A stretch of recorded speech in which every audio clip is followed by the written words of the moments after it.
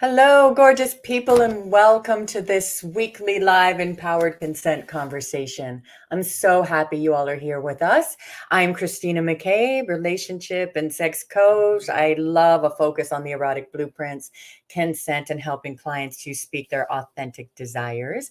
It is my absolute joy to bring you these empowered consent conversations where we are gathering with sex, intimacy, and relationship experts to bring you topics to explore and to create consent in your life in a way that really gets you heard, understood, and fulfilled.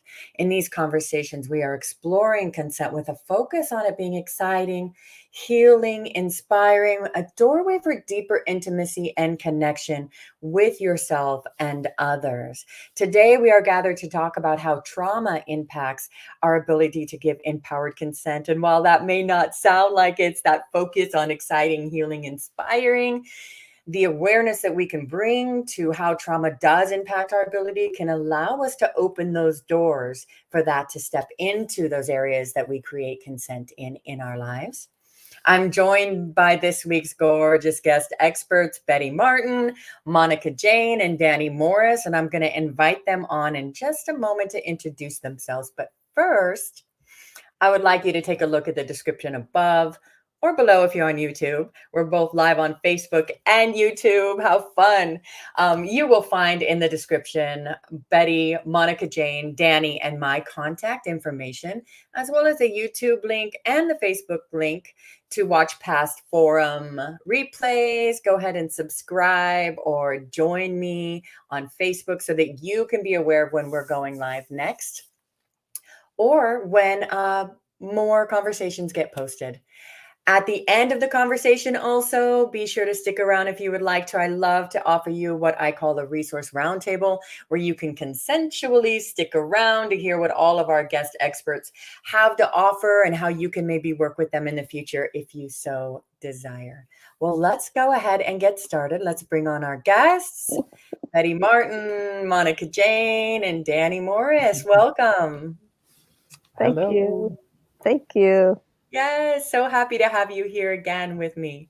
I think all three of you have been in these conversations before. I'm so honored and delighted and excited that you have decided to join again. So welcome. Thank you. Thank you. Yes. Apparently, we all survived it the first time around. Hopefully it brought you a little fire, a little juice somewhere. Betty, I think that you were on the exploration of the erotic blueprints last time. That was super juicy. Yeah. We did all kinds of I want goodness. Yeah. Well, I would love to get you all introduced to our viewers. Would someone like to start? Let everybody know a little bit more about yourselves. So polite, everybody. Should I pick on you? Eeny, meeny, miny, mo. I'll start. Fantastic. I'm Betty Martin. I'm a former chiropractor, a former sex worker, and a current sex and intimacy coach. I'm the developer of The Wheel of Consent and the author of a new book about that. And I'm also a grandmother and a communitarian. I live in an intentional community near Seattle, Washington. And I'm white and cisgendered. And yeah, these days I'm mostly working with other practitioners, training and mentoring and doing supervision, which is I just love to do. And I'm interested in trauma because you offered me certain times to show up on this, and this is one that worked for me. And also, the Wheel of Consent does have some things to say about trauma and how it affects our ability to notice what we want and choose what we want. Fantastic. So thanks for having me. Thanks for joining. And everybody watching, if you haven't been to Betty's website, check it out in the description above. There's so much. Betty, you are so generous with people of how much you give away videos and information around creating consent and embodiment. So thank you. Yeah. All you out there, go check it out. I want people to have it. Yes. Well, and Betty, you're training a lot of people. It's amazing. Yes. Yeah. So if you're a practitioner or you want to learn more about how to become one, teach the will of consent and work with consent with people, then go check out what Benny has to offer. Thank you. Danny, Monica Jayne.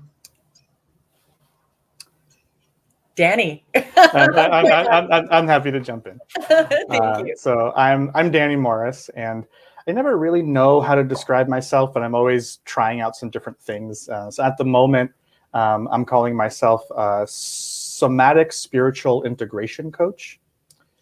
And one of the areas that I really love to work with are people who have maybe used meditation or spiritual practices or energetic practices as a way to find healing, but then have fallen into patterns of spiritual bypassing and kind of not integrating our humanness and our developmental wounding and our trauma that might be there, and then are wanting to kind of come back into the body and find an integration around that.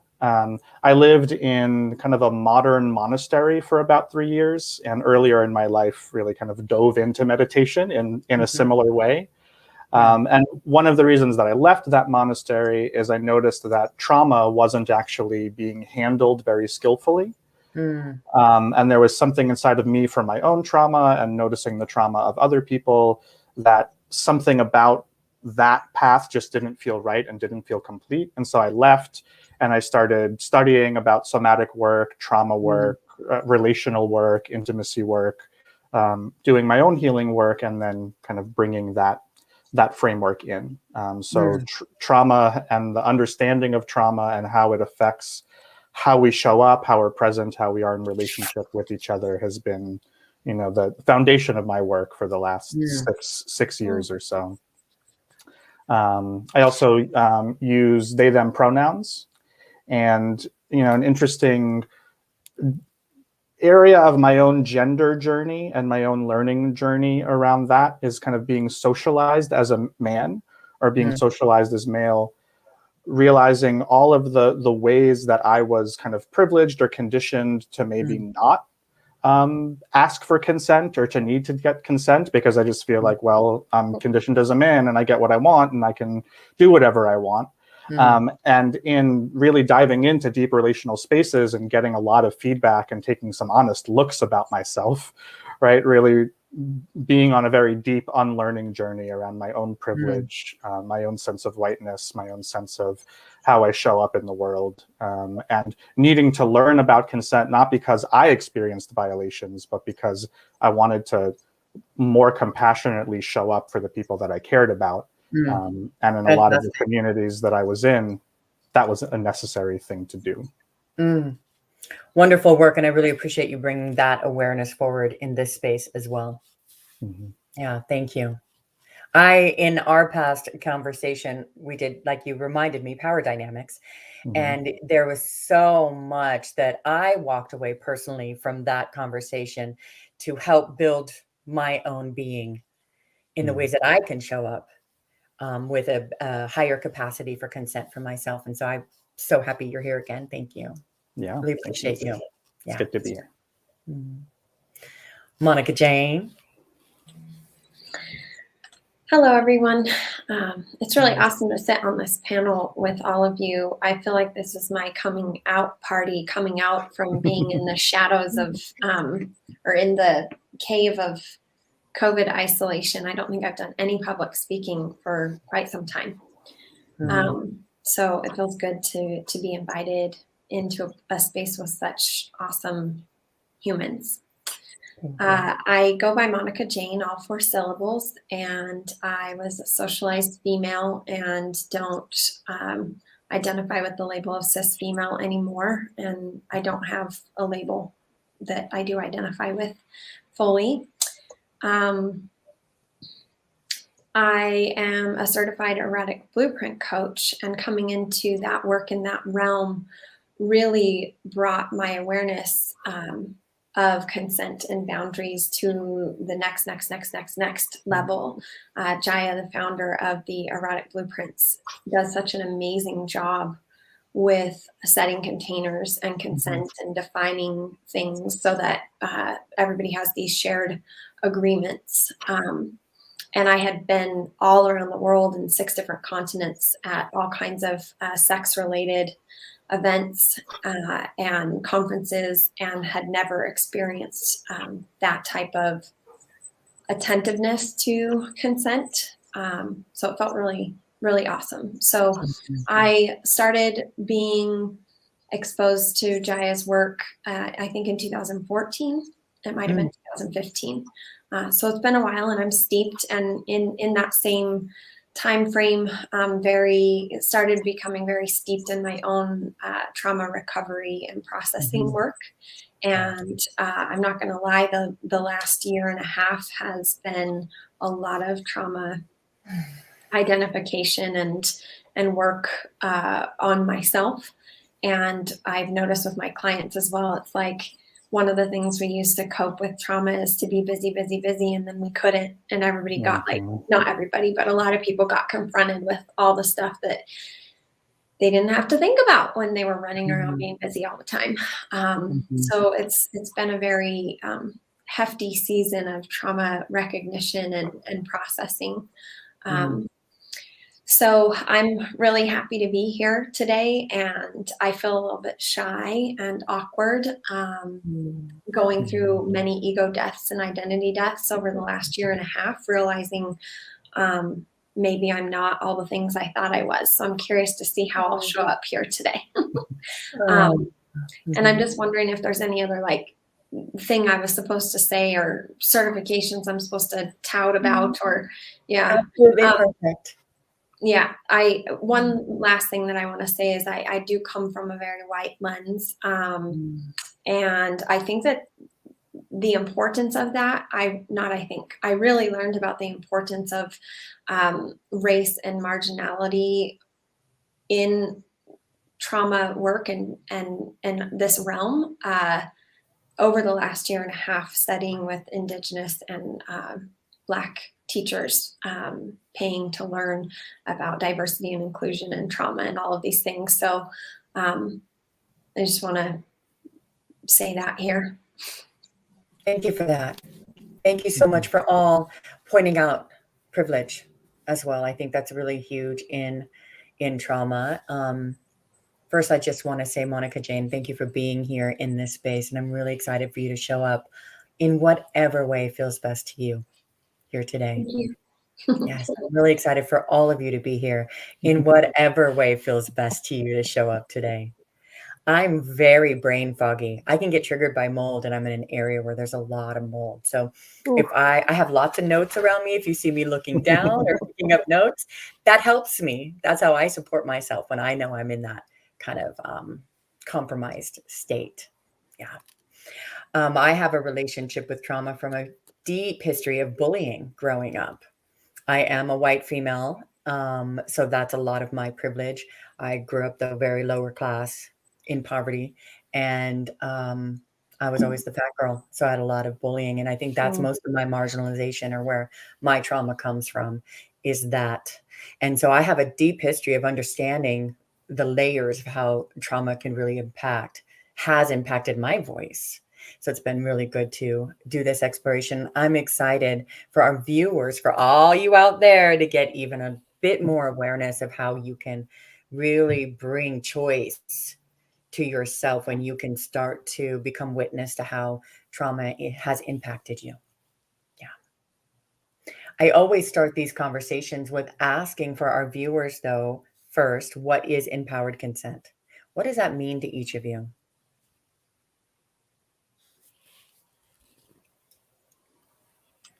I'll jump in. I like how you have respelled the word with IN instead of EM. And so consent can only, true, authentic, for reals, what's right for me can only come from me.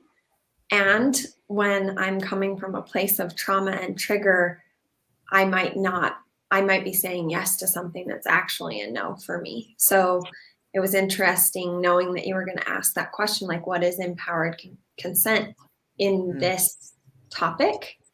because my typical definition is like from me, by me, nobody else can know it for me, blah, blah, blah. But if I am in a trauma trigger, if I'm acting in my codependency patterns or otherwise, I'm not actually accessing that empowered consent. So I guess I just want to say, I realize like it's not always accessible. And yeah, it's from me, by me, and sometimes it's not accessible. Thank you for that. I like the pointing to that awareness that it isn't always, because that gives us the opportunity then to check in and where do we need support, and find those ways to support ourselves. Betty and Danny, what's empowered consent to you? Well, I liked Monica Jayne's definition. And it's a really good reminder because it isn't always available to us internally. Consent, if you look in the dictionary, it means being willing to go along with what somebody else wants, which is basically, I consent for you to do X, Y, Z to me, or I consent to do X, Y, Z for you. And, but I think, and that's, it's obviously a valid way to use the word, but when I use the word, I think more of an agreement, like what sounds fun to you, what sounds fun to me, what sounds, let's try this, let's try that. So that consent includes asking for what you want, not just saying yes or no. Yes. And when we say give consent or get consent, what we're usually talking about is permission, which is only a very small. Permission is one kind of consent, but it's not the only kind. Thank you. And the empowered part. The empowered part, I think it's a lot of what Monica Jayne was also saying, that when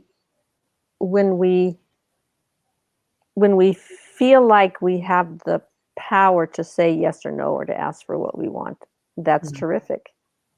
And that is a kind of power. There's a kind of power which is the ability to have a choice about what happens to you. Right. And very often we have more of that power than we realize we do at the moment. And there's also a certain power in being able to influence what somebody else does. And so that's a different kind of power. But I think power is one of those words that often gets a bad rap because we think it means making somebody do something or overpowering someone. And that's one use of power. But I think the kind of power that's really more interesting is noticing that we can have a choice about what happens to us. Ideally, we don't always have a choice, of course. Yes. But exploring and experimenting with those places where we do have a choice and learning how to make a choice is what interests me most. Yum. Yeah, thank you for that. I want to quickly also just say hello, Julia and Daniel. Thanks for joining. Julia said to me, empowered consent is freely chosen, felt in my body, and trusted by the self. Yum. Beautiful. And Danielle said, I like the words in power, meaning with another, exercising my power and will. Yeah.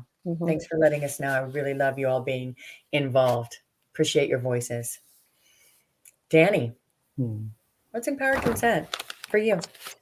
Yeah, I think what's coming up for me to speak to in this moment is that in any relational dynamic, whether it's between two people or a group of people or a family or a job situation, whatever it is, there can be assumptions made about how people are relating to each other, how they're treating each other, what we're expecting someone is going to do or not going to do.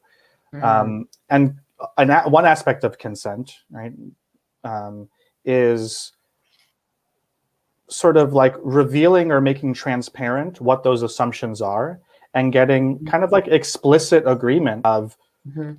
do we actually want things to be this way or not? To be at choice, to not just go along with the baseline assumptions of how we might relate with each other or what's expected from one another, but to reveal those things and to actually check, and so that we can be at choice around it. And when I think about that being empowered, kind of what's already been spoken to is this sense from an individual to be able to notice that if something is happening that maybe feels good to them or doesn't feel good to them, to notice that kind of maybe unconscious assumption that's happening, Mm. and reveal it and check it out and say like, hey, I noticed this is happening. I actually don't want this, or I noticed this is happening and I do want it, and I want to make that explicit that I'm a yes to what's happening. And on the other side of that, we're talking about like the subtle power dynamics that can happen in that situation, is that if you notice that somebody else is maybe going along with something that wasn't, being checked out, and you're maybe someone who has more privilege or is used to kind of having things go the way that you want to actually pause and slow down to reveal your motivations and actually check with someone else like, hey, I noticed that you're just doing this thing. Do you actually want to be doing that thing or not? And just kind of bringing more consciousness to the conversation about how we're relating to each other. I love that. When I was looking at trauma as a topic here and how that really impacts us, looking at some teachings, we just, as Erotic Blueprint coaches, got a whole trauma teaching from Hudson. Monica Jayne, what's Hudson's last name? Do you know? Wilkins and Marty Sweeney. Two amazing beings that do a lot of work with trauma, and giving control or giving power to someone else that is in a place of trauma is one of the tools. And it felt to me like offering that choice, giving that opportunity for somebody else to be empowered with their voice and take control, takes that kind of communication that you're talking about as well, Danny. It's really a lot of very clear, concise communication so that we know bit by bit, step by step, exactly what we're agreeing to or asking for. And that feels really good. Thank you for that. It's so often not part of the conversation, the clear communication. People, come on now. Let's start talking. It's so good. Julia says, yay, power for folks with trauma experiences. Yeah, for sure.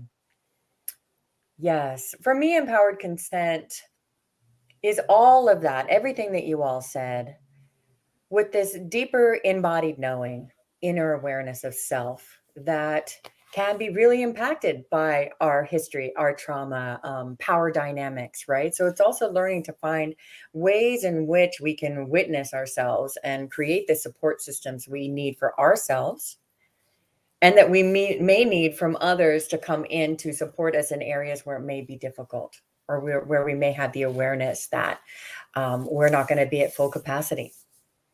I love the Consent Academy. The Consent Academy does a lot of amazing work, and their definition of consent is to have the capacity, information, agency, ability to give honest and authentic answer without coercion or undue influence. And I really like that. I like to add in as well that I like, because there are at least two, usually, if not more, people in the conversation around consent, I like both parties to take an ownership of responsibility.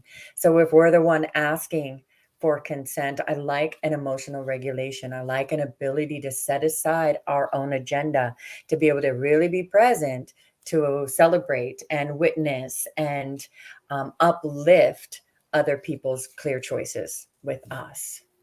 Feels important for both sides of that empowerment to exist, for empowered consent to really be on the table. Lovely. Sounds great. So now, what is trauma? That was all a whole lot of goodness. What is trauma?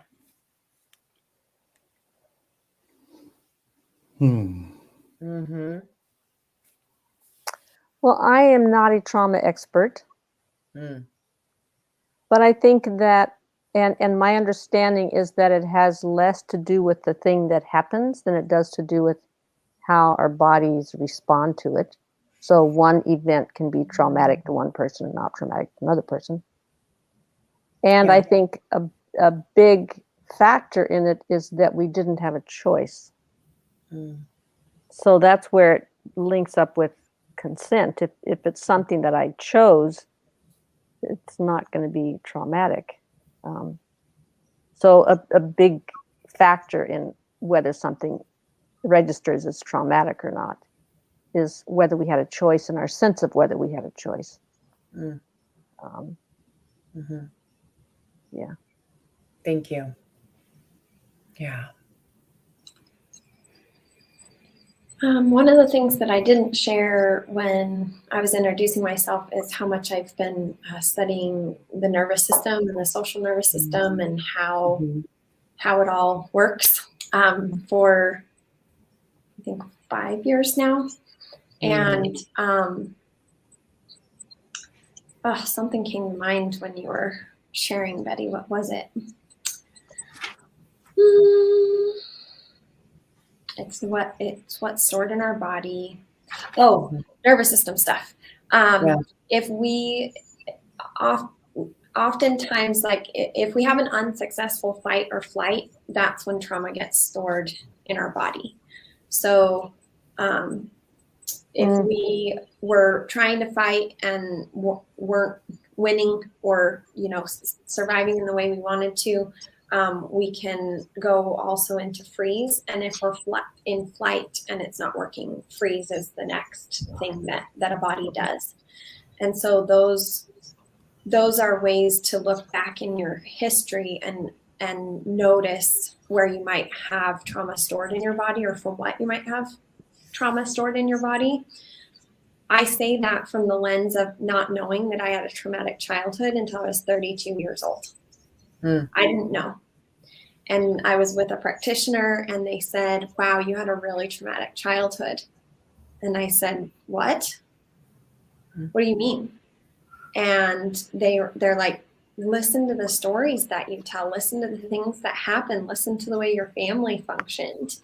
And sometimes when I tell that story, people get upset and they're like, it's not up to them to decide whether or not you had a traumatic childhood.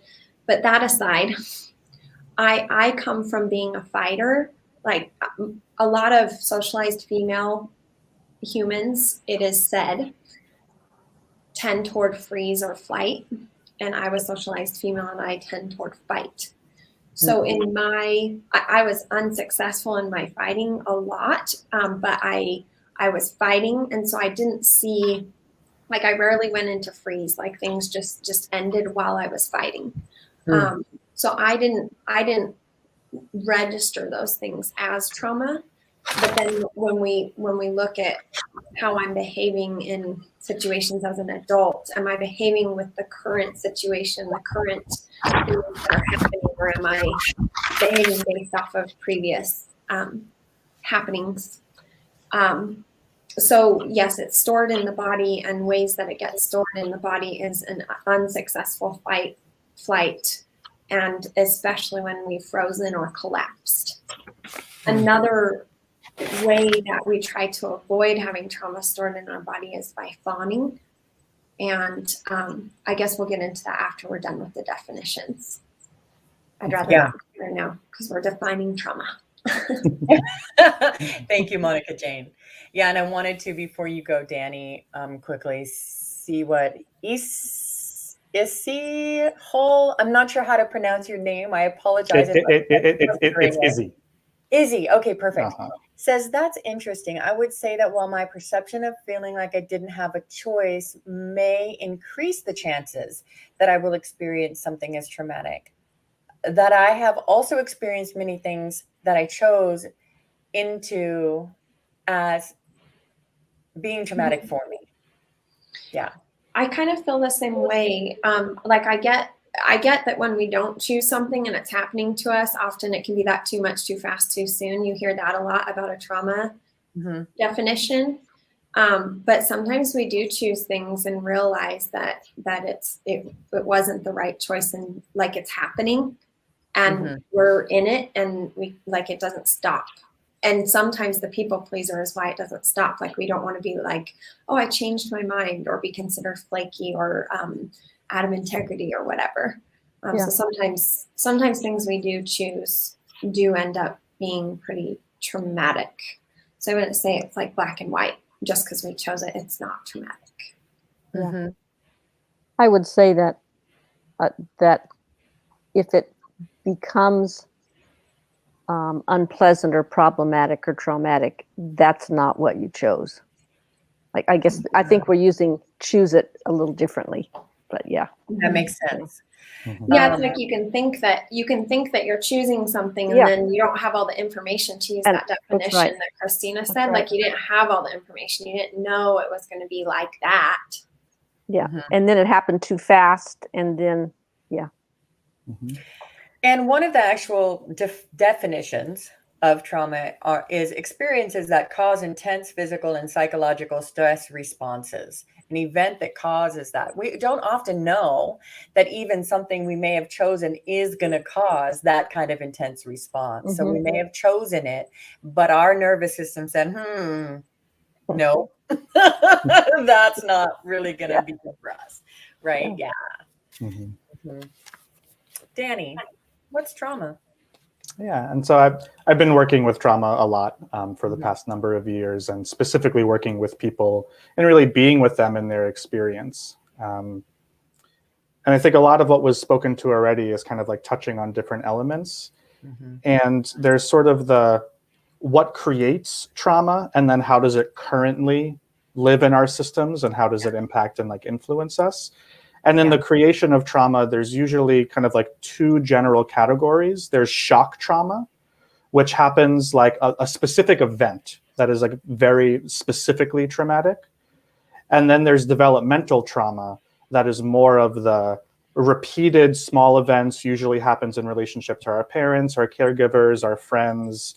And in that case, it's not always something quote unquote, bad that happens to us. It can also be the lacking of something that we should have received, like unconditional love or support in who we are, right? Not receiving something that we actually deeply need on a developmental level is also traumatic, even if it doesn't look like there's any particular event that happened. And I would say that what happens in trauma is that our nervous system experiences something that we don't currently have the capacity to metabolize and to move through. So there's a sense of overwhelm. We don't know how to deal with it. And then a piece of us kind of like fractures or splits off. And we kind of keep that part of ourselves kind of like stuck right on that edge of overwhelm, and then develop some kind of coping strategy or way to kind of basically live and survive, and to kind of get through and leave that past event kind of like in that unmetabolized, unprocessed state. And in our current, everyday life, when there are circumstances or situations that happen that kind of remind us of these past experiences that were overwhelming, we can sort of be kind of re-triggered or like re-identified with that part of us, or that place inside of us, and our nervous system can go back to that place of overwhelm.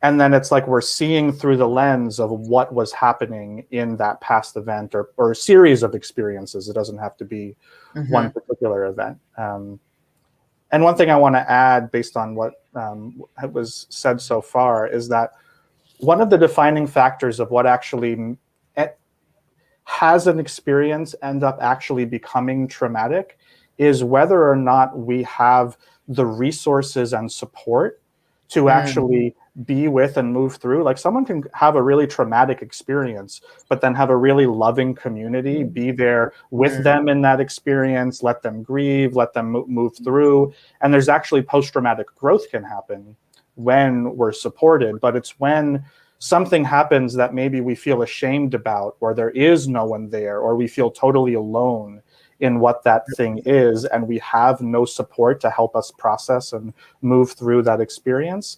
That's what kind of makes it more likely that an experience will be traumatic, independent of how intense or not intense the thing actually was.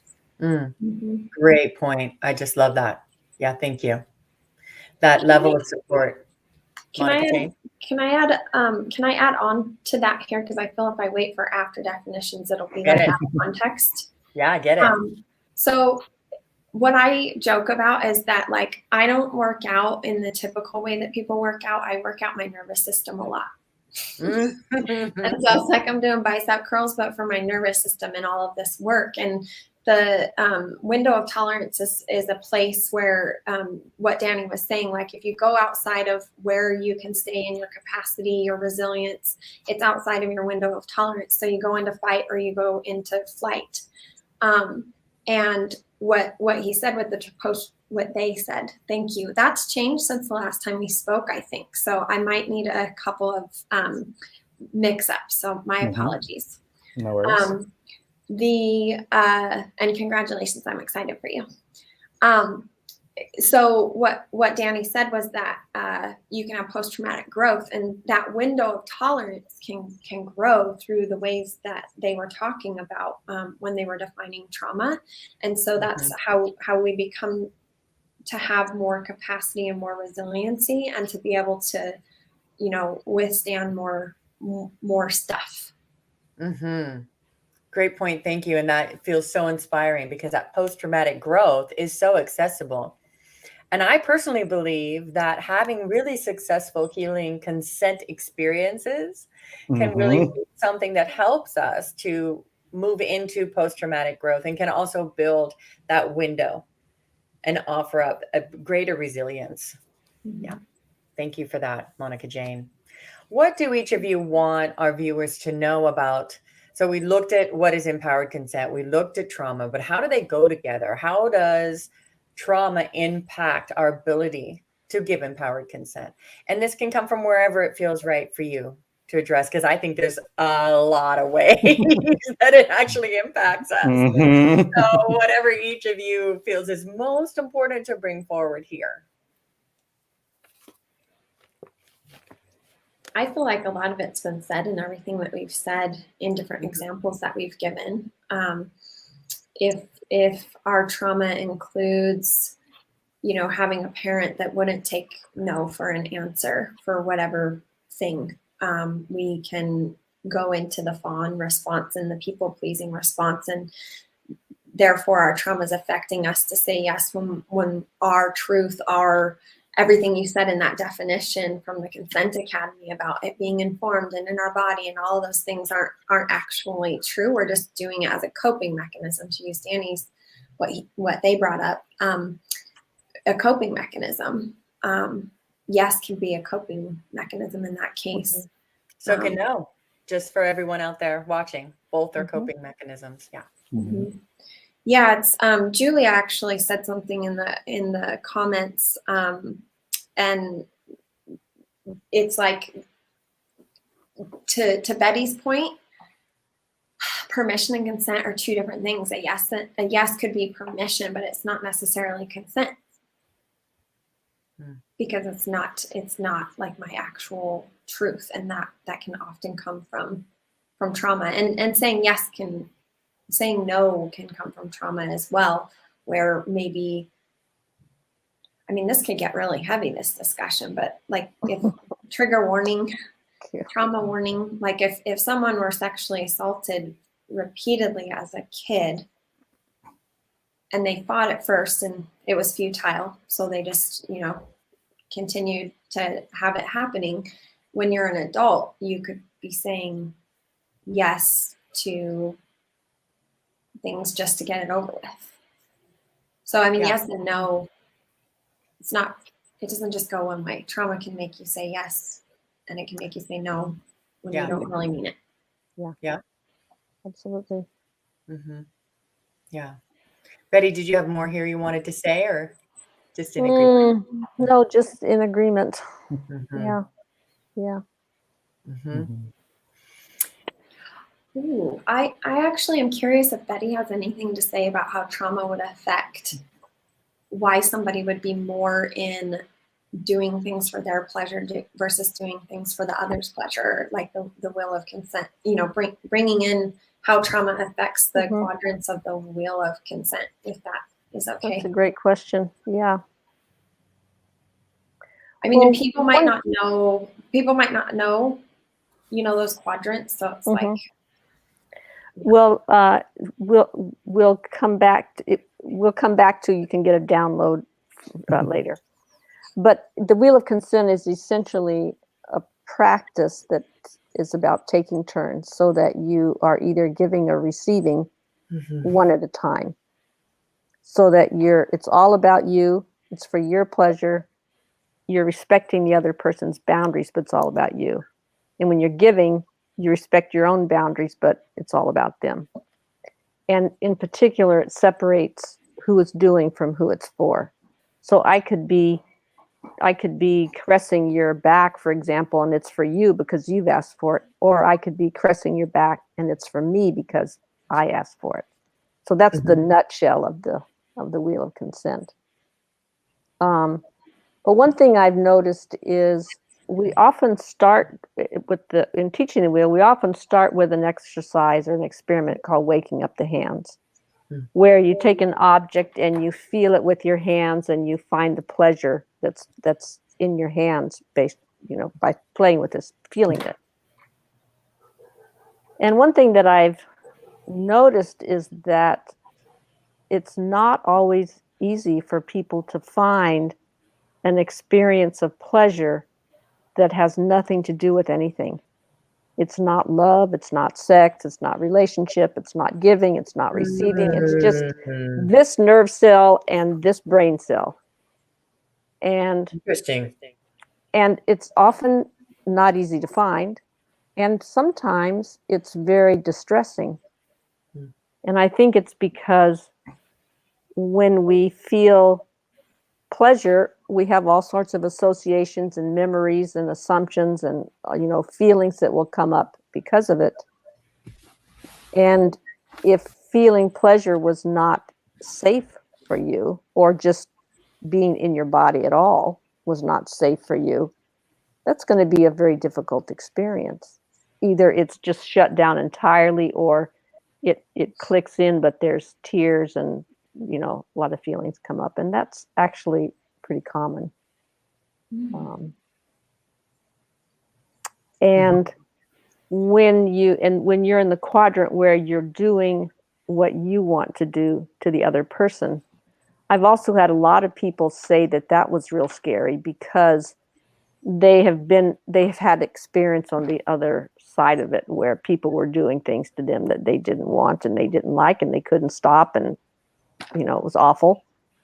And so being on the other side of that, where I'm doing something to you that I want to do, but it's with your permission and your consent, unless you understand the consent part, it all just feels like abuse. And so it can be difficult for people to experience that quadrant, the taking quadrant, because they don't understand the consent part and the gift part of it, that the person you're touching is allowing you to do that, and is giving you the gift of their body temporarily within these limits for this time limit. And so it just feels like using someone, and that can feel awful. So I think that's such a really someone has a second tab open. I think it's better. There we go. Is that better? Yeah. Awesome. Cosmic Christina. I really want to play with this while also putting forward just this awareness that it can feel very delicate to say, where's our personal responsibility in this, without going through any kind of victim blaming or self-victim blaming, because in some ways we do have some personal responsibility, right? So where there's definitely a line there, and I want all of you out there to please know it is not the intention to ever have you blaming yourself for any experiences that have happened to you. My intention is to bring information forward so we can bring the awareness to grow our capacity to show up for ourselves and others, right? And so if we have an awareness that, I'll give myself as an example here. I grew up bullied, right? But also with an alcoholic father. So I learned to fawn a lot. Fawning was my big go-to. And then I saw that transfer into my sexual and romantic relationships. I was fawning a lot sexually. And it wasn't until I realized that was what I was doing. I didn't even know I was doing that I was able to take awareness and power over my own voice. My lovers that I was saying yes to when I didn't really want to participate with, I can almost guarantee that 99% of them would not have wanted to still participate with me in those sexual acts if they actually knew I didn't want to participate in them. Yeah. So often where do we have the responsibility to become a witness to the way that trauma has impacted us so that we can bring forward our own voices in an empowered way? Did that string together right? Yeah, and I there? I think I have something to add to that for my, kind of trauma and consent piece. Great. And one of the models that I really have been benefiting from using is internal family systems.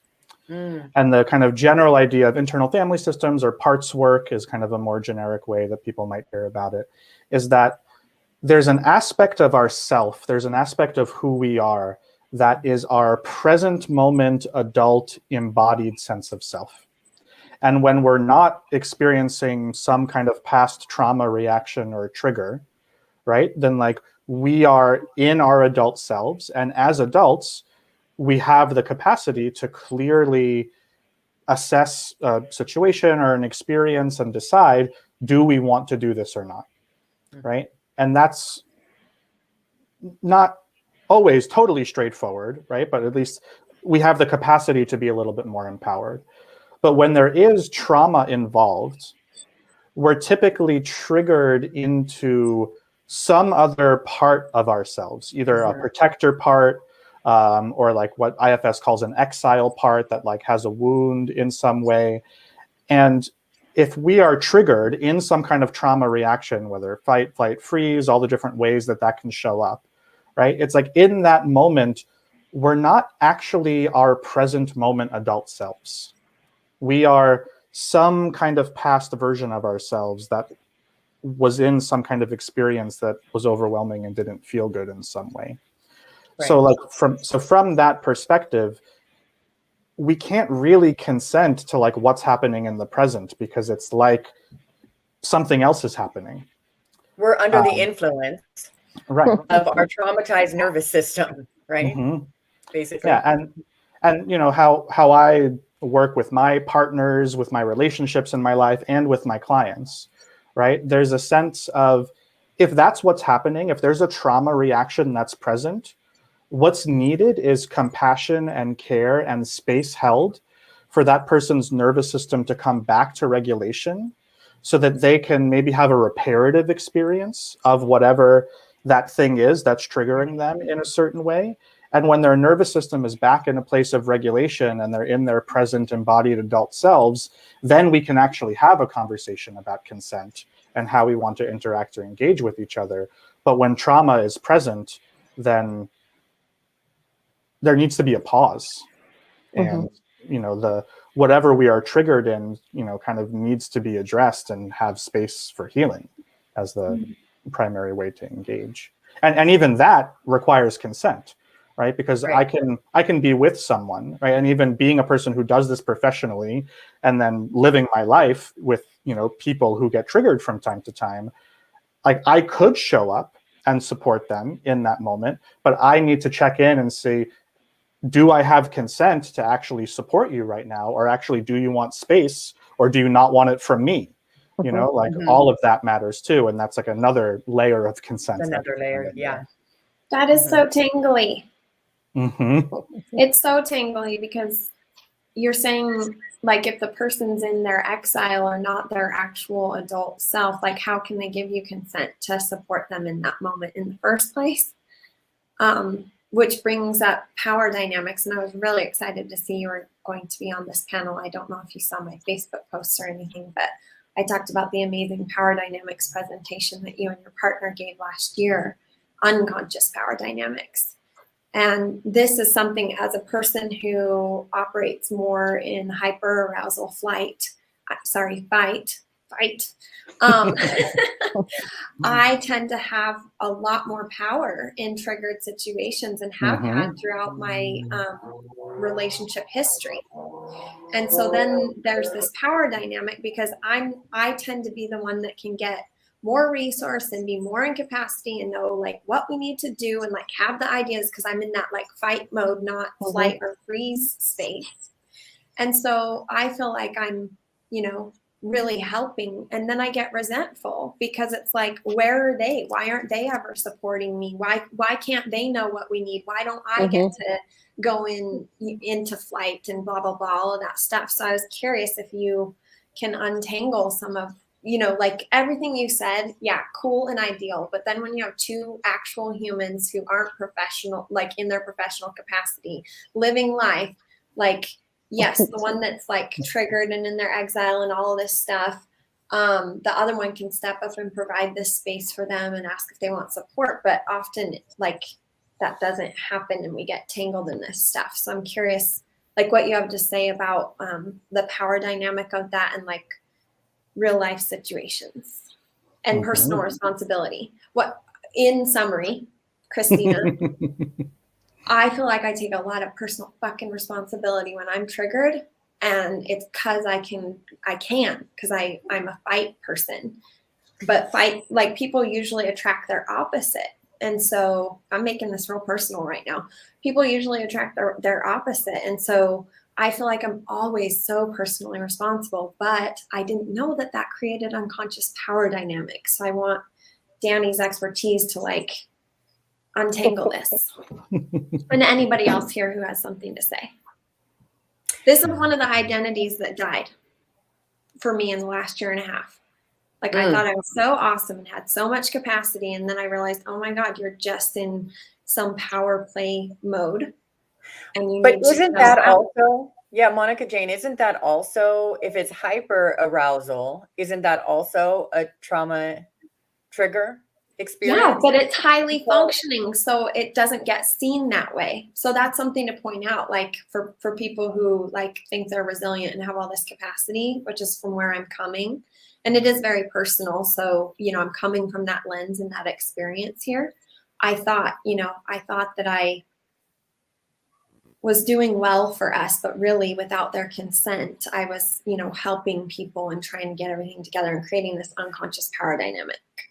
Yeah. So to bring it together, for sure, it feels to me like, where is the personal responsibility on both sides? And when we look at, you're right, Monica Jayne, we are all working with this stuff, right? We're all doing deep dives. We're all going into witnessing and awareness of self and trying to up level ourselves in so many ways. And then Danny, you also work with people that are spiritually bypassing. So even those that may be doing a lot of self-healing work or inner work all the time could be bypassing. So how do we then get to people to have that awareness? And where's our responsibility to even come into that awareness? And one more little piece, Danny. Sorry, we keep interrupting your potential to and Betty.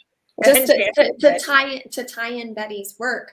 I was giving, and I thought I was giving for the benefit of them, but I was giving for the benefit of me. Yeah. And keeping control. Yeah. So it's like, that part of me needs to die. So Danny, how do people heal and kill that part? We're laying a whole lot on your shoulders, Danny. Whatever feels good to you or whatever comes up right here. We have a lot to explore today.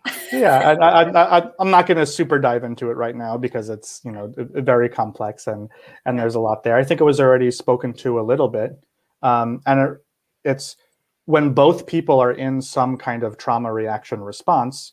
it's going to be a hard place, right? And it could look like you're coming from a place of offering and giving, but really that's a trauma reaction within yourself, right? So the like baseline tool or skill to learn is just about nervous system regulation, and how to pause, to not need to have anything happen, right? To kind of just like slow down with where you're at, kind of like check in with your own nervous system and your own body, and access some kind of resource, access some kind of safety. There's an attachment repair psychologist that I studied with that has a model called adult attachment repair. And one of the things that he says that is the healing medicine of attachment wounding is restful connection together.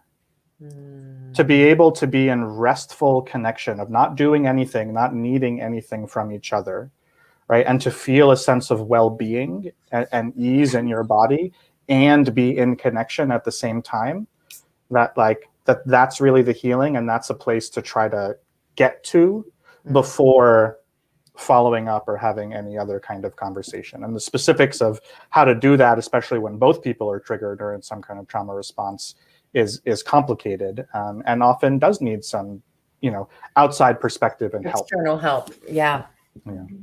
I think we can agree that it just sucks. It just sucks.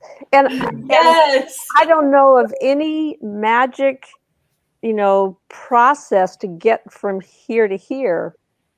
It's you become aware of it, and then you notice it when it's happening, and you notice it sooner before it happens this much. You get good at noticing when it happens this much. And yeah, it's just really hard, and it's really human. Yep. I feel like what Betty just said was something that came up for me when I was making the Facebook posts about this event. Is one of the things that prevents us from exercising the fullness of consent, and also that creates trauma for us, is shame. And just airing my dirty laundry here, and like being seen by each of you, and like Betty just saying, like, can we just acknowledge that it just sucks? I feel the layers of shame melting away, and like even more connections happening of understanding. Like when Danny said slow it down, I'm like, oh yeah, I totally know that, and I haven't been doing that lately. And just acknowledging the humanness of it. So I just want to put a plug in, Christina, for these empowered consent conversations, that anybody who comes to these, this is like such a beautiful space to be seen in the chat and discuss and share, the things that you have shame about, because shame can't be overcome in isolation. You have to do it in the company of others. Thank you. So, yeah. Thanks for all of that, everybody. I mean, I'm a huge fan of a pause. So yay, Danny, pauses. And also, Betty, you're also kind of bringing in what Danny was saying earlier with just really clear communication. Sometimes it's okay just to say, this sucks. This is really fucking hard for me right now. It's really fucking hard. And I like to cuss on these. So we're just going to fucking cuss when it feels good. So just so y'all know. Okay. So, I really like to get some people some tools, and I know there isn't any one way, right? I see you, Izzy and Julia, for all your giving. Thank you for all your engagement in the chat. I would love to get our viewers a little bit of two things, if it would feel good to you all to go this direction. One is, what are some signs that we can pay attention to in our own bodies that we may be getting into that triggered space? What are some signs that someone we're talking to may be getting into a hyper or hypoarousal space, a triggered space from trauma? And what are some ways that we can slow it down and make it sweet? What can we do? I love playful, juicy, yummy, sweet ways to engage, pleasure ways to engage and heal our nervous system. So that's where I'm going to go with those tools. But whatever you all want to bring forward, that feels really accessible to just begin. Does it feel okay to go there? Mm-hmm. Yeah. Mm-hmm. So what are some signs we can look for in ourselves and in others?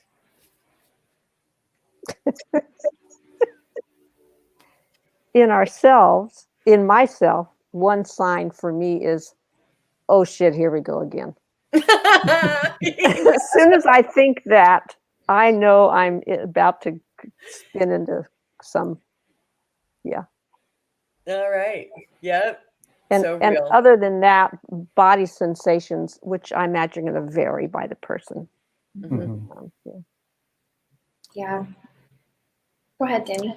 Yeah, one of the maps that has been really helpful for me in kind of understanding the different ways that this can show up in different people's bodies. There's the fight, flight, freeze thing, which I think is helpful. But this map is a little bit more practical. It comes from energetic character structures from the work of Wilhelm Reich.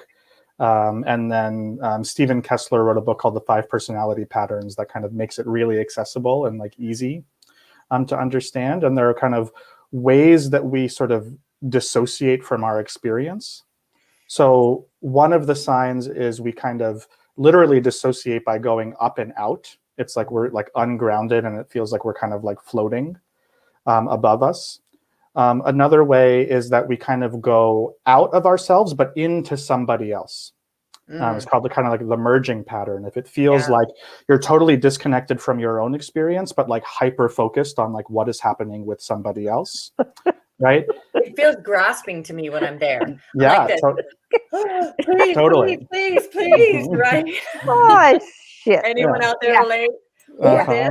No, not at all. Never. Nope. Right, and we're all different, right? Which is useful to know. And a lot of us do like kind of 2 or 3 of these. And so it's good to know our own patterns, right? So they're like leaving up and out, leaving kind of forward into somebody else, right? Then there's the opposite of that, which is one that I do, which is a withdrawing into myself. Like you kind of go into your center, like deep inside, and you're very in yourself, but you're like, you are not aware of what is happening around you. Yeah.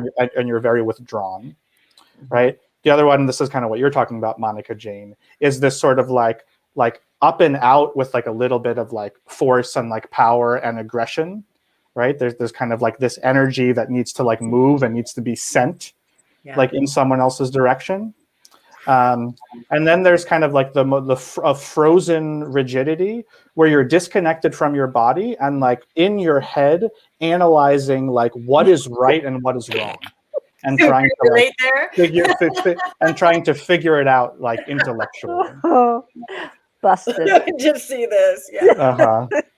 And so both like sometimes these can be easier to track within ourselves, but you can also start to notice them happening in other people, right? In those kinds of responses. And so this is kind of the framework that I like to use to kind of tell when a trauma response is active. Mm-hmm.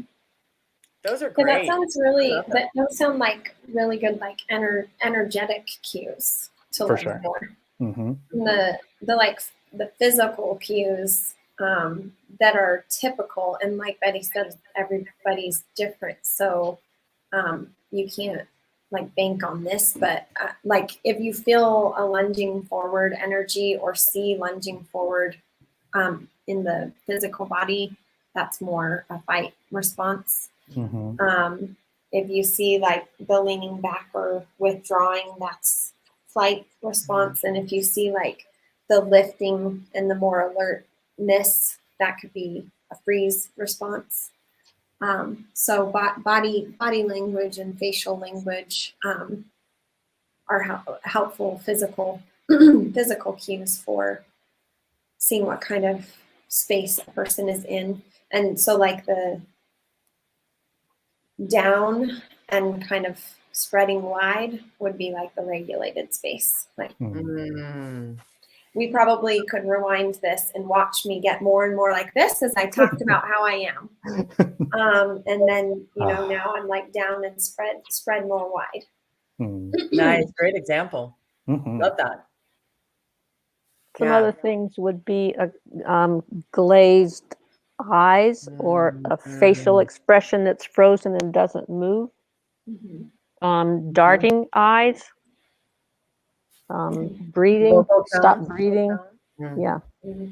Fist clenching, like it doesn't have to be up here, but I'm putting it up here so you can see it. But just like fist clenching or muscle tensing or jaw. Yeah, protecting, hunching in. So if I'm noticing, right, that I'm in any of those, I'm a huge fan of a pause. So I like to pause and just kind of drop into that more regulated space if I can. I have a lot of different little personal tips that work for me. If I'm seeing that for someone else, and we can bring some tips forward, but if I'm seeing that for someone else, if I think I see someone else responding in any of these ways, please, y'all, don't just be like, well, you're doing this now. You must be triggered. You're traumatized. So you can have the capacity to show up. Don't go into attack, right? How do we then approach people, right? Are we just going to ask them, I think I see this? Right? How can we support ourselves if we notice that in ourselves? Really light, easy ways to offer our viewers. And then how can we show up if we're seeing that in someone else that we're in a consent conversation with? Pause. Pause for yourself. Pause for them. Look, or it's if you actually are not in any danger, you may actually be in danger. But good point. Thank you. You can look around the room and notice that you are not in danger. And just kind of like, it's kind of like pulling the frontal cortex online. Like, okay, there's that chair. There's nobody in it with an axe. I think I'm going to be okay. And says you on Halloween Day. Yes. Right. I'm going to a haunted house after this, so I'm getting all agitated just thinking about it. Laughter is one of my favorite ones. So thank you, Monica Jayne. Yeah. And so eye contact for most people, not for everybody, but when I see someone else, which that appears to be in a distressing place like that, just stop what you're doing first of all, and breathe, and check in with them. Hey, how you doing? Just how you doing? And not particularly professional techniques or interventions, but but I think they're more real. Yeah, I mean, we need those. We need that. It's okay just to take a deep breath and pause and ask, how are you doing? I think I saw a shift or something seems different to me. Is everything okay? Am I right about that? Or I just need a pause. Maybe it's just not. Yeah, I just need a pause. Yeah. There's also different ways to respond depending on. I love that Danny has this other framework, and I'm coming with the classic fight, flight, freeze, fawn stuff. I'm going to look into that, Danny. Thanks for introducing us to that. There are different ways to respond depending on which channel someone is in. If they're freezing or flighting, and you're face to face, if you just turn your body, like instead of like this, if you just turn your body like this and actually avoid eye contact with them and talk this way, it can bring the threat response in their body down. If your eyes are above theirs, or even at theirs, if you get a little bit below theirs, that can be helpful. If someone's in a fight response and you do either of those things, that can turn their aggression even stronger, and you become even better prey for them. Yeah, totally.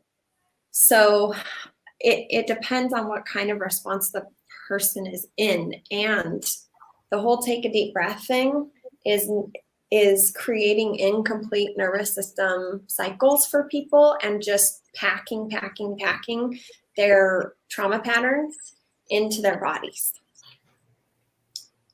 So like with me, who is what I realized actually is I'm so used to saying I'm always like a fighter.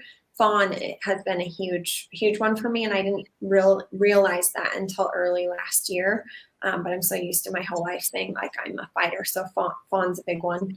But like to actually tense the muscles and press out, that can like you don't do it for 5 seconds. You do it until your body naturally like gets through its cycle and calms back down.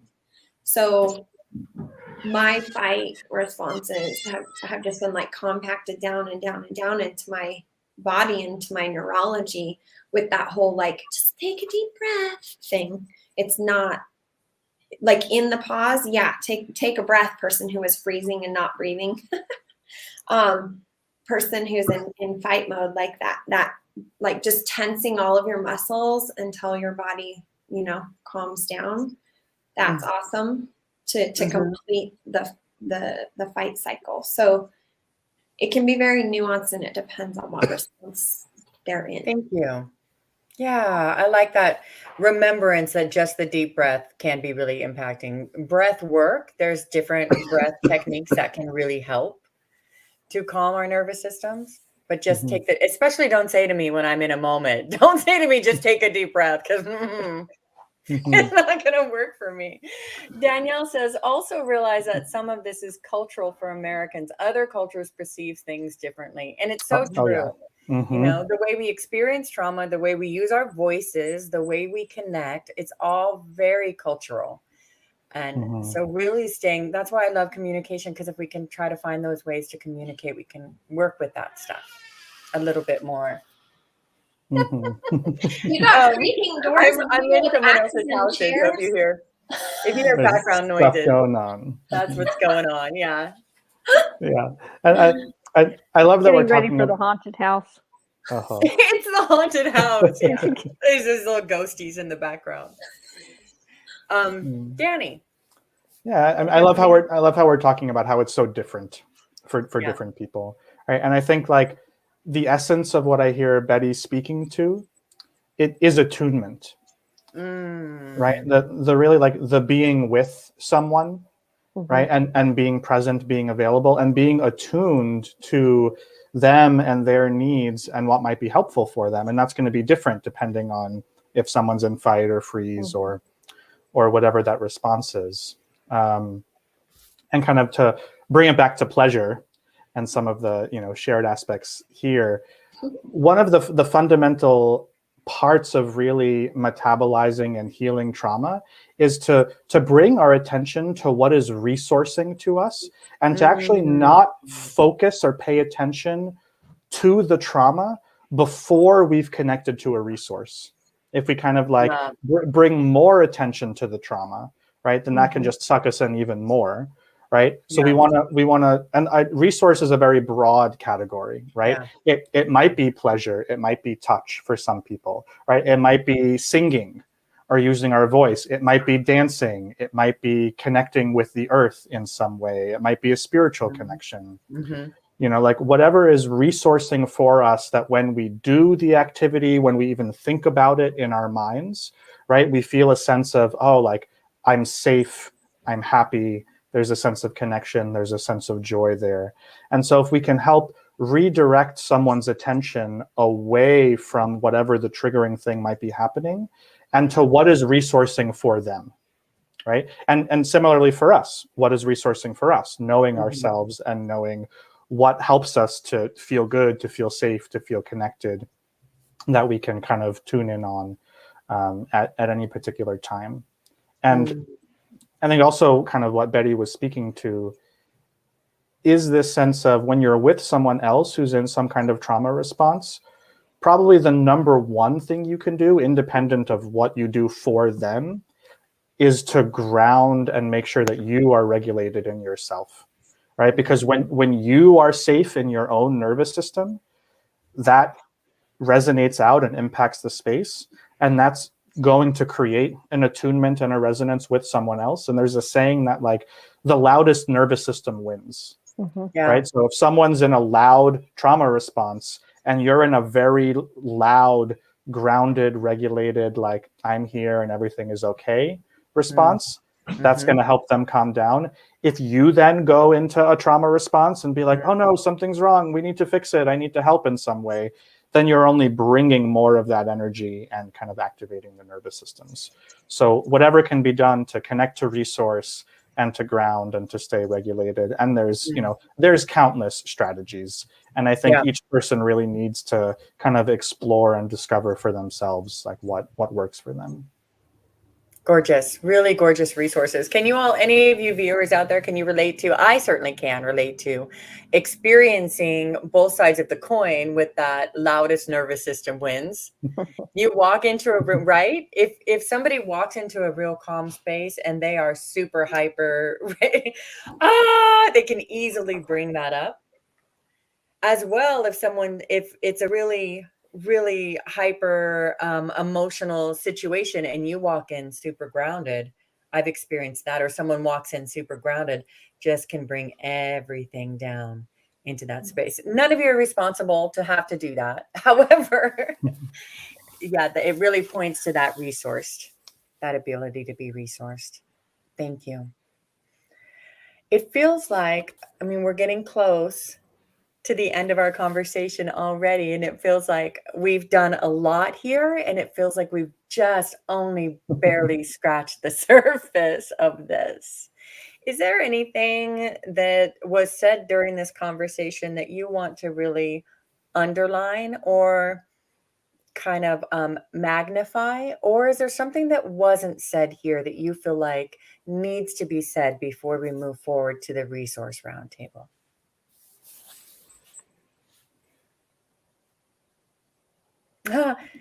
Izzy said, I'm often triggered by people being grounded when I'm triggered, actually. Mostly because it was used against me when I was young. Sure. Since you asked. And that is a great example that like attunement over strategy. Yeah. Right. It's really about the relationship. It's really about knowing a person well. There's not a one size fits all thing. It's about being willing to experiment and then learning and seeing like, all right, does this help or does this not help for this person? Okay, let's try something else. Yeah. And there's no hierarchy here with how you can, with what you're choosing here. I find that, like if I'm up in that hyper arousal and somebody meets me there, I actually can come back down. Right. Yeah, that's really useful. Yeah, I had a coach do that just recently, and like she got all aggressive and loud with me, and then like I came right back into the window of tolerance. Like boom. Good awareness. Yeah. So we're so socially conditioned to like behave and be nice and calm down and stay quiet and all of these things that that's just not it sometimes. It's just not it. Betty, you look like you were thinking something over there. Yeah, it's kind of, this is sort of going on a different track. I think sometimes what will bring difficult feelings up for people is having it really good. So, for example, because it contradicts the bad experience. So, for example, one of the practices in the Wheel of Consent is the bossy massage, which you can see on YouTube, which is the receiver is asking for how they want to be touched, and nothing happens except exactly what they ask for. If they don't ask for anything, you don't do anything. And then when you do that, when they do ask for something, you do it for 5 or 10 seconds, and then you step back. And what it does is create an experience in which it's very difficult not to notice that you're not in charge. And that is really hard. Oftentimes it will bring up tears and anxiety, and because you suddenly realize, oh, I'm in charge at this moment of how I'm touched. And so then all those feelings from all the times you weren't in charge will often come up in a useful way, as opposed to in a triggering or re-traumatizing way. And it's useful because you have the support and safety to feel it and let it go. There's a difference between bringing up feelings in a useful way and in a not a useful way. And I think that's really, so that's one thing that happens a lot that I've seen. If things are going really great and now I get scared because now they're not going to, or, now I'm crying about the things that happened 50 years ago because it's so great right now. Yeah. I really appreciate that perspective. I mean, that's what brought me to the Erotic Blueprints, because I stepped into Path to Passion, Jaya's event, and it was such this beautiful, safe, held container, and I felt so fucking unsafe there. And I've been in so many safe spaces and containers, and it really pointed to me that there was some work here I needed to, and I didn't realize previously. Yeah, that's awesome. Thank you for bringing that. On that note, that question of, is there anything we want to underline or magnify or say that hasn't been said? Was there anything else any of you wanted to bring here? I just quickly wanted to add on to what Betty just said. In the sex and relationship coaching that I do, that what you said, Betty, happens. And also what happens is when being the boss of giving. Like, I get to choose what I get to give, and that's really intimidating. All the same possibilities that you've shared there happen there as well. It's really, really interesting. Because you have a choice and you experience, oh, this is what it feels like to have a choice. Yeah, a lot of people, socialized female, are used to being done too. And when they get to be the one that's giving the touch to their partner for the socialized female's pleasure. Life-changing. Sometimes they won't even do it. Yeah. Sometimes they won't even do it. It's so scary. Yeah. Yeah. So to wrap it up in like today's content, like whatever trauma is stored in the body with regard to giving and receiving in different roles and like gender roles and expectations and all of that, like that can really screw with your experiences and your ability to consent to new experiences outside of the roles and expectations that were made of you. Thank you. Anyone else, anything that needs to be said here? Yeah, I think also kind of following this thread that I think we've been talking about, there's a lot of reasons that trauma makes it hard to consent, right? And we kind of like talked about the challenges and the difficulties there. But I feel like what I want to kind of leave with is the ways that consent can be used to heal trauma. Yes. It especially, and like, I've experienced this a lot, just both in my work, but just in my being a human and having relationships with people and being someone who cares a lot about consent and wanting to make sure that other people are in consent of their own lives, right? And being someone who has just shown up and actually checking and saying like, hey, like, do you actually want to be doing this right now? Or what are your thoughts about this? So like, and maybe I'll speak to the kind of men or people who have been socialized as men in the space, that when other people that you interact with are so used to having their consent be either like violated or not even asked for or like not even present at all, to show up and proactively check in and get consent, right? Like even about little things. And I know that some people don't like that, right? And so everyone still has their own choice about it. But to show up and to check in and to offer consent in places that maybe no one's never even asked them before. if they want to do that thing or not, or if, or that they have a choice to say no in a request that I might have, and reminding them that, no, you really can say no, or whatever it is. That can be a life-changing experience for a lot of people. And it's really simple. It can even like blow their mind sometimes, which then like needing to also be available to be present to the reaction that comes. Because just like you've been saying, when someone's given a choice to consent, and then all of the memories and feelings about like, whoa, I've never been asked that before.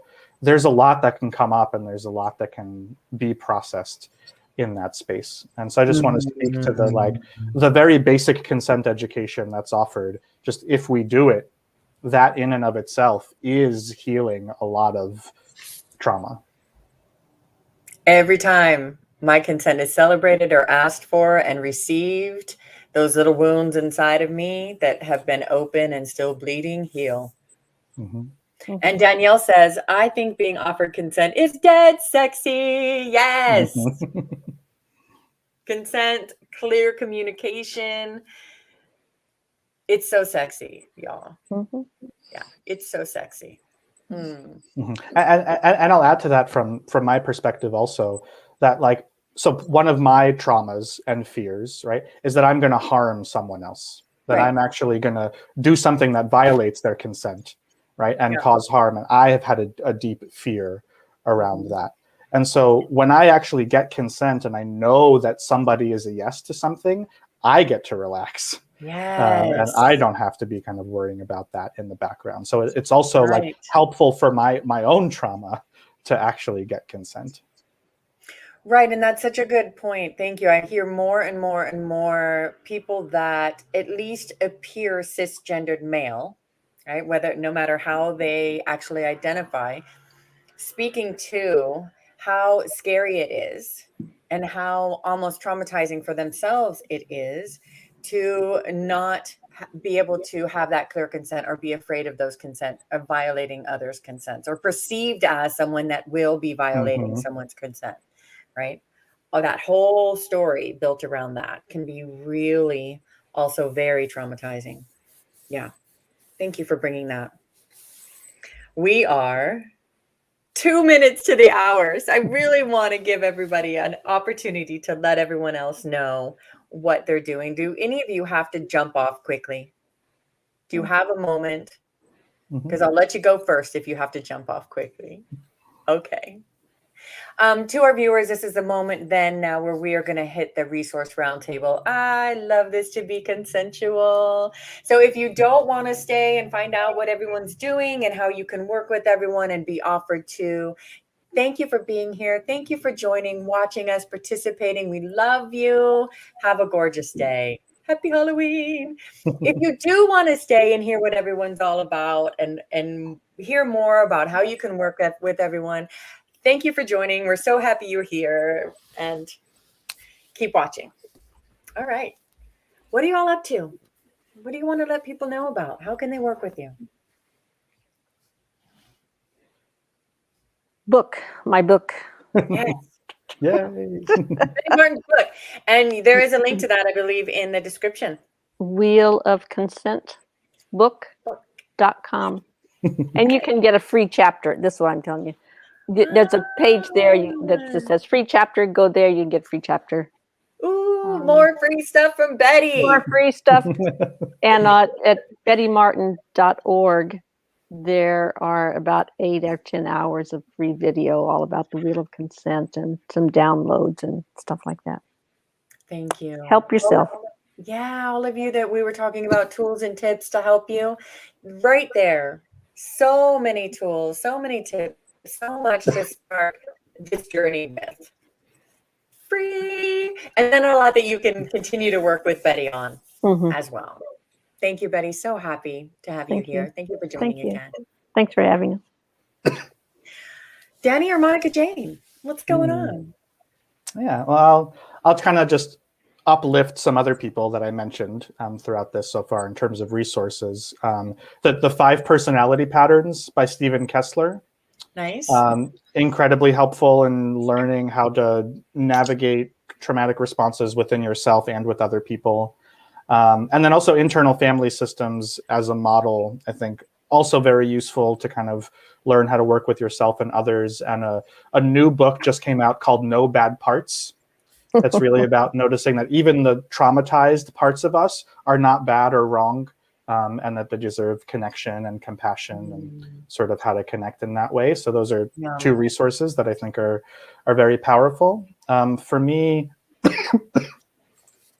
really just doing one-on-one work with people and deep diving into this space and getting to hold the space for trauma that comes up is, very important to me. And so my website is dannyzmorris.com. I think it should be in a link somewhere around here. And I've been kind of in hibernation mode during COVID time, and I'm starting to feel a little bit of this is the first time I'm saying it publicly in any way, of a desire to offer something and put it out there. And it's still forming a little bit, but specifically for people who have been socialized as men and maybe don't buy into whatever the like common cultural masculine narrative is and feel like they want to show up as their own unique selves in the world and learn how to negotiate with consent, how to be attuned to their own and other people's relationships, to work through their own traumas and their own developmental wounds that maybe prevented that from happening in the first place. Kind of that's who I'm excited about working with right now. And I might have some kind of group program coming up soon that's still in the works. But really anyone who's exploring their own relationship between trauma and consent, I'm available to work with. Fantastic. Amazing work. Thank you. And your website is in the description as well, correct? How people can reach out to you and get a hold of you. That's in the description as well, everyone. Reach out to Danny. Thanks for coming out here and beginning to offer something as well. Awesome. Again, my name is Monica Jayne, and it's Jayne, and my website's monicajayne.com. Talk about too much too fast. That website is a monster. And so if you get overwhelmed, you just send me a private message. I'm going to someday chisel that down so it's more easier to digest. But it's super fun though, by the way. It's super fun and awesome. But what I was inspired to do, I work exclusively on like customized one-on-one coaching packages, and they're like 6 to 18 months long. It's like a total overhaul of life. And so I don't offer one-off sessions, but for some reason I was inspired through this event. And I think probably through a lot of the trauma healing that I've been doing with myself the last year and a half, to do one-off sessions. So for the first 2 months of November, the first 2 weeks of November, I'm offering intense experience integrations. And what that does is has you, you come with a specific instance that occurred in your life. We don't talk about it. It's not talk therapy. I don't need to know any details whatsoever in order to do this process with you. And what it does is dissolves the emotional charge so that you can stay in your capacity and your resource when these things that trigger you in the current day come up. And so I have the Calendly link in the comments to book those sessions the first 2 weeks of November. And just a little ditty about myself. The first time I experienced this modality was in 2018. And I had chronic pain in my right butt cheek, my piriformis muscle, for 10 years, since 2008. And I did this process, and it was about a 20-minute process. And that was 2018. And I have not had the pain at all since. So I'm not promising those kind of results for everyone, but those are the kind of things that can happen with it. So if you have a pain, that pain was from riding a mechanical bull. So if there was like an instance that caused pain in your body, we can work on that. And, car accidents, it could be, childhood abuse of any kind or adulthood abuse of any kind, just like a specific event, intense experience integration. So the link to book those sessions with me is in the comments to this video, and I'll go ahead and go put it over in the event discussion as well. Thank you, Monica. And I'm always open for one-on-one coaching journeys. Like that's the only through line through the year and a half of like ego and identity death, one after the next, like gender stuff as well. It has been my why I do this work and the amazing results and experiences with my clients. So I'm steadfast in that and ready for more. Thank you. Yes. Thank you for showing up. Thank you for coming here, stepping out once again. Thank you. Amazing offerings. And for being my tech help over there. I saw you put some resources in. Thank you. Everybody, I want to make mine quick. I love to help you get heard. I love to help you clarify what isn't said and get it spoken. I love to get you healing through those expressions. I love to get you deeper intimacy and connection through using your voice. And so go look at my website. You'll see all the information. You can book a Passionate Possibilities call with me. I work both in group coaching. That's coming up in the beginning of December. I'm launching that group coaching program. Or if group coaching doesn't feel right to you, let's get on a call and figure out what we can do. Check out the website above. All right. It has been my absolute joy to be here with all of you. Thank you so much. Thank you so much for joining. Thank you. Thank you, everyone out there, for sticking with us and being here. Next week, we're looking at InPowered Consent and polyamory. Yum. As always, the invitation is empowerment. Have a gorgeous, beautiful, pleasure-filled day, everyone. Bye. Bye. Thank you.